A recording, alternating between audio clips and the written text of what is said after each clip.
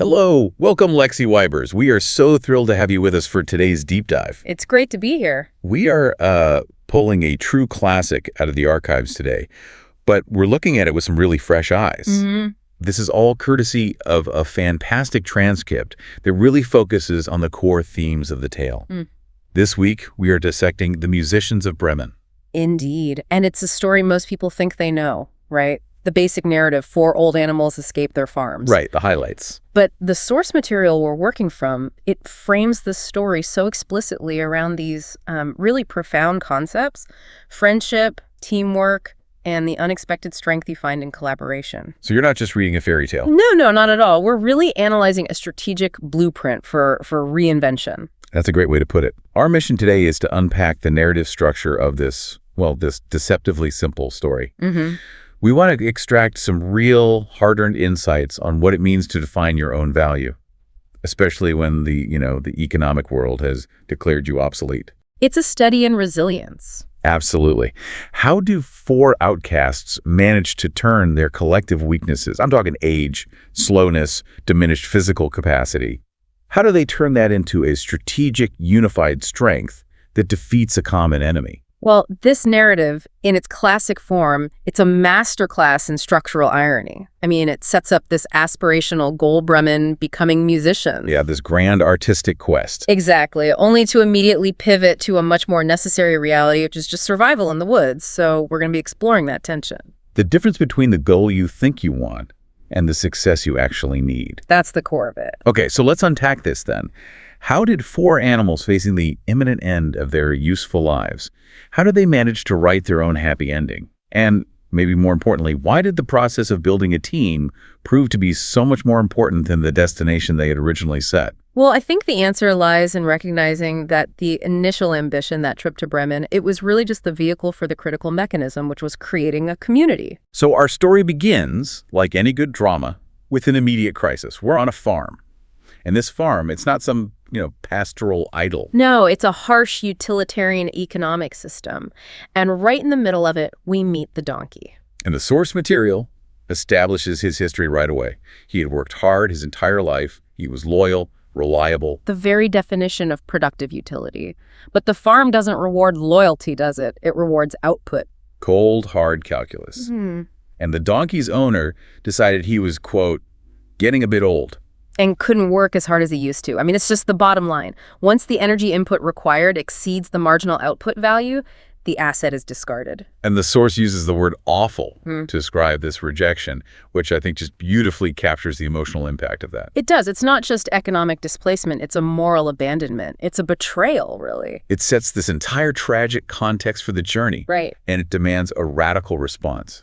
If the donkey can no longer perform the function he was bred for, his life literally has no quantifiable purpose within that system. And that rejection, based purely on the unchangeable fact of his age, it's a profound psychological blow. He could have just given up right there, succumbed to fatalism. But he doesn't.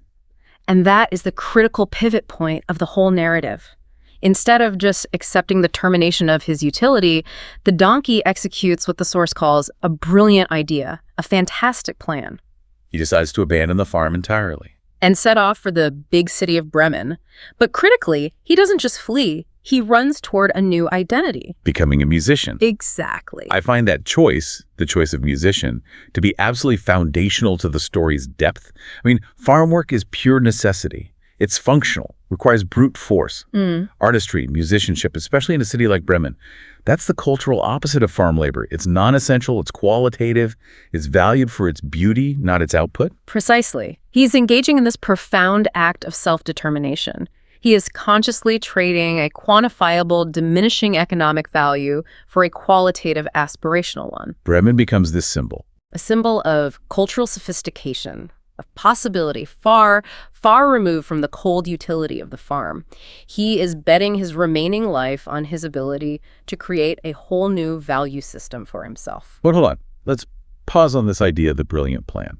Because while it sounds proactive, isn't it also deeply reckless? Oh, absolutely.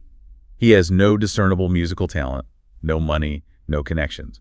He's taking this long, dangerous road trip based on a completely arbitrary, abstract goal. That's a crucial point. It's desperation disguised as brilliance. The brilliance isn't in the feasibility of a musical career. So where is it? The brilliance is in the creation of a new narrative. The goal provides the vector, the direction. Without the dream of Bremen, the donkey is just a homeless animal wandering aimlessly. Where's it? With the aspiration, he becomes a protagonist on a quest. And it's the direction, not the destination, that saves him psychologically in that moment. And as he starts this journey, we immediately see that his crisis isn't unique. It's a shared condition. It is. What's so fascinating is the relentless narrative repetition. The very first friend he meets immediately reinforces the theme. The old hunting dog. Lying there by the side of the road, looking so sad and tired. The dog is just another victim of that same efficiency model. And the dog says it outright, doesn't he? My owner kicked me out. I'm just too old now. He was defined by his loyalty, his ability to hunt. And now he's too slow or too tired, and so that social contract is it's terminated instantly. The donkey's ability to empathize is immediate because he is living that exact same story. And the pattern just continues. It shows this isn't some isolated incident, but a systemic problem. Right. The third friend is the cat, sitting on a wall and looking just as sad. She was chased away because she was old now. There's zero variety in the reason for their exile. None. Yeah. They are completely unified in their experience of being deemed past their usefulness. The mouser who can no longer catch the quickest mice, the hunter who can no longer keep pace. And then the fourth, the rooster. The one who, on the surface, still seems to be doing his job. He's crowing loudly on the gate. But even he is sad, because the farmer doesn't want me anymore. That detail about the rooster is maybe the most poignant moment of individual rejection. I agree. He isn't just old, he's still productive, but his utility is on a timer. The farmer is acting preemptively, discarding the rooster before the inevitable decline can affect the morning routine. He says his fate with a quiver in his crow. Yes, that detail. It shows the psychological toll of imminent abandonment is already affecting his performance. He knows his time is up. So every single encounter just slams home the same message. Once your economic utility drops below a certain point, the system revokes your right to belong. But the genius here, structurally, is the donkey's unwavering solution. It's immediate, it's simple, and it's aspirational. Instead of just sitting there commiserating in their shared despair. They immediately offer a new shared identity. The dog, having bought into the donkey's plan, becomes the immediate recruiter. He says, "Come with me to Bremen. We can be musicians together." You can see the effect. The source material notes the dog's tail goes from a little wag to a bigger one. The prospect of a new identity, it provides this immediate, visible, physical and emotional restoration. And the cat's response is the same. Her eyes lit up. The musician identity is the ultimate escape hatch. It just removes them from the judgmental metrics of the farm. Exactly. They're no longer defined by what they cannot do. Hunt, pull, catch mice. They're defined by what they intend to do. Create art. They're moving from this fixed mindset, defined by past failures, to a growth mindset focused on future possibility. And this decision, this communal adoption of an arbitrary goal, it sets the stage for the true discovery of their collective power. So that brings us to the team formation itself. They accept this plan so rapidly. There's no negotiation, no logistical meetings. They just say yes. You just jump in. Right. But these are not professional virtuosos. They're 4 rejected farm animals. So why? Why the immediate universal buy-in for this wild, completely impractical plan? Because the goal of musician in Bremen, it was never really about the music itself. It was about offering a clean, symbolic break. A fresh start. A totally fresh start. Their former identities were heavy with failure and dismissal. This new identity was weightless. A blank slate, completely separate from the quantifiable utility that led to their exile. So it's a shared narrative of aspiration that binds them. Binds them faster and stronger than any formal contract ever could. And the structure of the team is just perfect. Yeah. The foundational strength of the donkey, the speed and instinct of the dog. The agility and stealth of the cat, and then the commanding voice and the high vantage point of the rooster. The band was complete. But what's often overlooked here is the psychological relief. The source mentions they are now walking happily down the road. The mere act of defining the collective, of setting that new goal and moving forward, it brings immediate psychological restoration. They are no longer isolated failures. They're a team. A formidable team heading towards a prestigious, self-defined objective. This shift is so crucial for any group facing disruption. The solution isn't to mourn the loss of the old identity. It's to pivot, and pivot rapidly, to a new shared narrative that re-energizes everyone. They are unified by their shared rejection, but their future success, they hope, will be built on their combined, unique capabilities. However, any compelling narrative has to test the strength of that new bond. Of course. And the story pivots abruptly from this philosophical aspiration to the harsh reality of the outside world. The obstacle is introduced immediately after the team is formed, forcing them out of idealism and straight into pragmatism. The narrative throws 3 simultaneous threats at them. It's getting dark. They find themselves in a deep, dark forest, which is described as kind of spooky. And on top of that, they're tired and they're hungry. The metaphorical journey has just collided violently with the basic necessities of survival. And that deep, dark forest, it's the classic crucible in fairy tales, isn't it? It symbolizes the unknown, the risk inherent in self-determination. And the harsh realities that exist outside the protective, if cruel, walls of the farm. The reality of their hunger and exposure immediately overrides the theoretical goal of being musicians. I mean, you can't eat aspiration. They're weak, they're exposed, and they're vulnerable. But then necessity breeds observation. The rooster, from his high perch. Right, his unique skill. He spots a tiny light. It's coming from a little house deep in the woods. And this tiny light is the narrative bridge.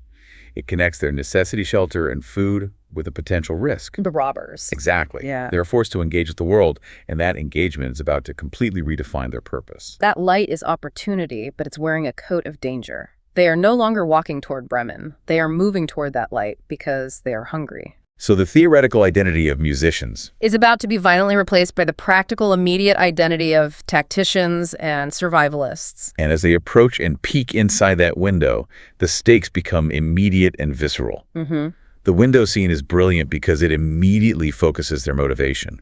It goes from this abstract hunger to a very concrete desire. Yes. They see the robbers inside, eating at a table that was piled high with the most delicious-looking food. The contrast is so stark. Abundance, warmth, and comfort on one side of the glass. And cold, hunger, and vulnerability on the other. And this instantly shifts the entire mission focus.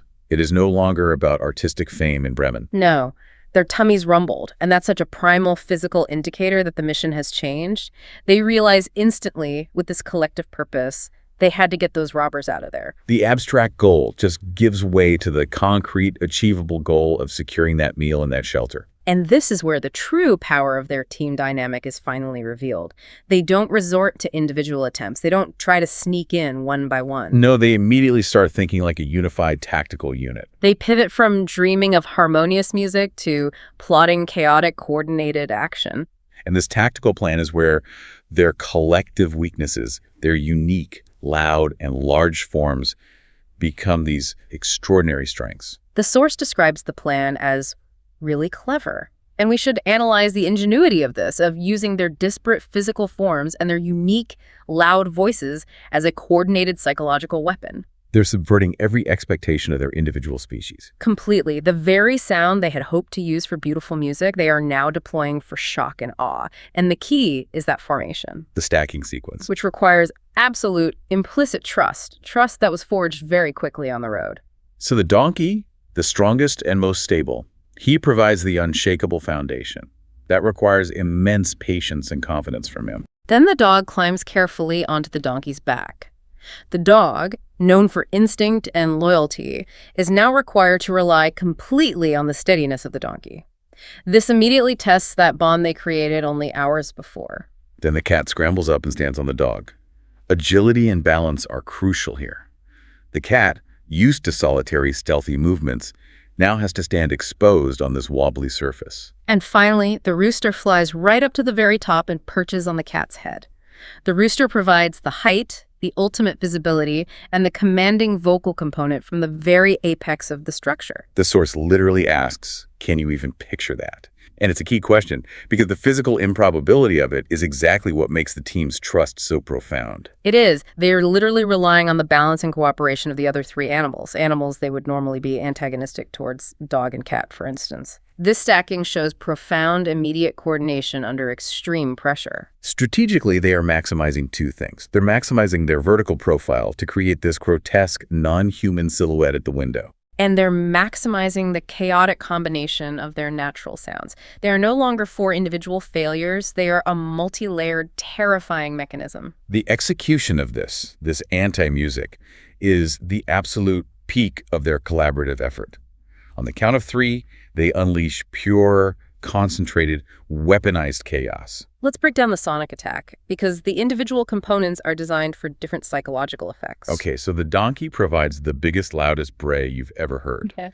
This is the foundational sound wave, the deep, booming vibration designed to shake the structure and the listener's core. Then the dog adds the sharp, frantic, aggressive middle noise. He's barking with all his might. That layer introduces panic and immediate threat recognition. It's the sound of an imminent, savage attack. And the cat provides the truly piercing, unsettling high note, a giant yowling screech. This is the frequency designed to pierce the ears and sound purely unnatural. The sound of pure mammalian fear and rage, amplified by the situation. And finally, the rooster crows louder than any rooster has ever crowed before, and it's coming from that impossible height atop the cat's head. That crow provides a sudden, shrill punctuation mark that adds a dimensional element. It confirms to the people inside that the source of the noise is massive and multi-tiered. It's a perfect storm of sonic and visual terror.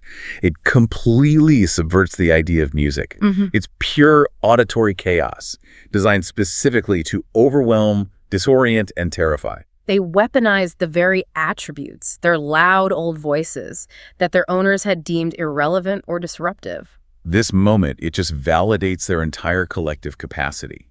Their true value lies not in mastering the flute in Bremen, but in their capacity for coordinated, decisive action under extreme pressure, using their unique physical attributes. It's a stunning display of tactical efficiency born from raw necessity. The genius of their strategy is that they used what they had, not what they wished they had.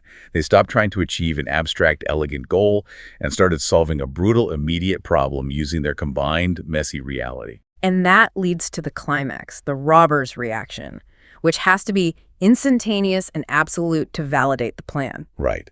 And the robbers weren't just terrified by the noise alone.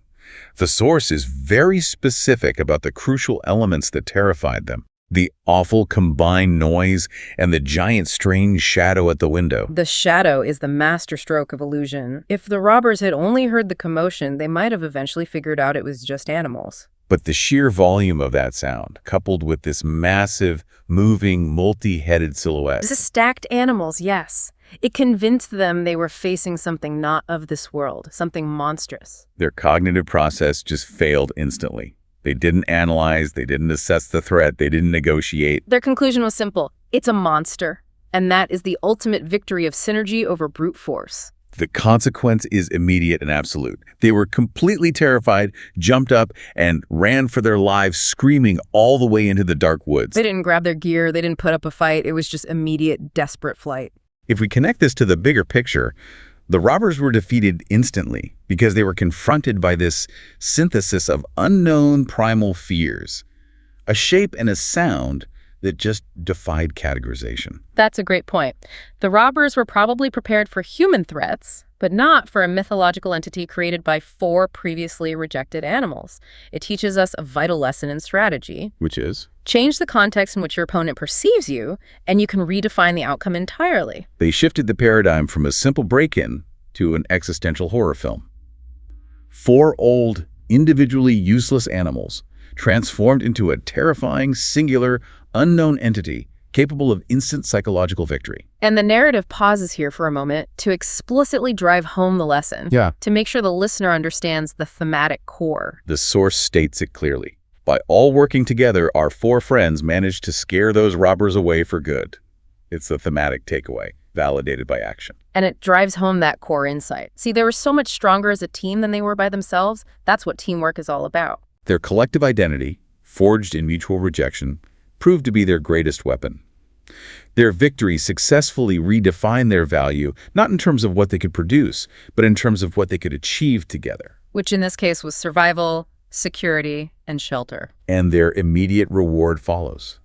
The tangible, physical fulfillment of their basic needs. They rushed inside to the feast. This is not just eating. It's the celebratory communion after a collective military victory. And the scene of abundance, it's the total opposite of the meager scraps they would have received on the farm. They gathered around this big table, eating until their tummies were perfectly full. And the source adds that their hearts were so happy.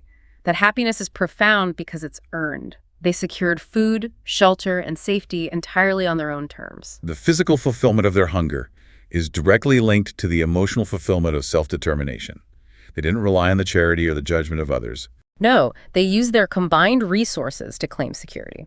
And that reward confirms that their true purpose was not to seek external validation in Bremen, but to achieve self-sufficiency through radical collaboration. And their newfound security provides the perfect environment for the final and most profound twist in the story. Which brings us to the major narrative pivot point. The friends settle into their new surroundings. The little house was so warm and cozy, and it felt like home. This is the moment where the external quest it dies, and the internal achieved reality takes root. That warmth and coziness are so deeply symbolic. It represents the antithesis of the cold utility of the farm and the potential harsh anonymity of a city like Bremen. It's security. It's security, emotional safety, and permanence. It's a community built on mutual trust. And the major twist is the decision that follows. They realized they didn't need to go to Bremen after all. They didn't need to be musicians. That original idealistic ambition, the very one that sparked the entire perilous adventure, is just casually, collectively discarded. And that's the genius of the ending. The original goal, fame, artistic validation in the city, that was an extrinsic ambition. It was a reaction to societal rejection. Right. But the achieved goal, security, warmth, and companionship is an intrinsic state of being. The journey provided the mechanism for finding the real solution. What they found instead, the source states, was way better. Way better. They found a home, and they found each other. This decision is a profound act of self-validation. They no longer needed the world to tell them they were valuable. They validated their own worth through collective action. The destination wasn't a geographical location, it was a relational one. They created a chosen family and a secure environment, a level of happiness and mutual acceptance that no farmer or city music critic could ever take away from them. They achieved a quiet domestic victory, secured by the military-grade coordination of their tactical victory. And this shift in the definition of success has huge implications for the learner, for anyone listening. The story is fundamentally less about music and more about resilience. And the crucial value of a chosen family, when the established social structure rejects you. It means that being deemed obsolete is not an ending. It's a forced strategic redirection. If we look at the application, it suggests that when external measures of utility fail you, the most effective path forward is to find a strong, supportive community and define a new, collective, achievable goal. And that goal provides the necessary friction to forge the team. Which ultimately delivers the lasting security. Their fight wasn't for artistic recognition. It was for the right to exist together safely, on their own terms. And in securing that domestic victory, they found a happiness that was far more substantial than any city limelight could have offered. They rejected the external validation system entirely. And don't forget the irony. The goal was music, but their successful collaboration was based entirely on creating the most hideous sound possible. That structural irony just underscores that their unique value lay in their capacity for coordinated chaos, not coordinated harmony. They successfully hijacked the concept of value. It wasn't about being young or traditionally useful. It was about being unified, adaptable, and loud when necessary. They proved that the sum of their individual perceived weaknesses was, in fact, an undeniable monster-creating strength. So let's review the critical arc that defines this deep dive. We started with individual rejection, the harsh economic reality of obsolescence on the farm. And that rejection immediately fueled a collective resilience and this idealistic quest for a new identity in Bremen. That quest immediately hit a wall, the reality of the deep, dark woods, forcing a tactical pivot. And that tactical pivot, the creation of the monster at the window, it showed that perceived obsolescence can be the greatest catalyst for the most creative and successful endeavors. Their owners saw them as weak. But they used their combined loudness, height, and mass to defeat a threat that conventional strength could not handle. And ultimately, that tactical genius led to the profound discovery. The journey, finding each other, building trust, and acting as a unified collective. That was the only destination that truly mattered. They learned that success isn't reaching the arbitrary summit you intended, but recognizing that the secure base camp you built along the way is actually the place you needed to be all along. Which raises an important question for all of us.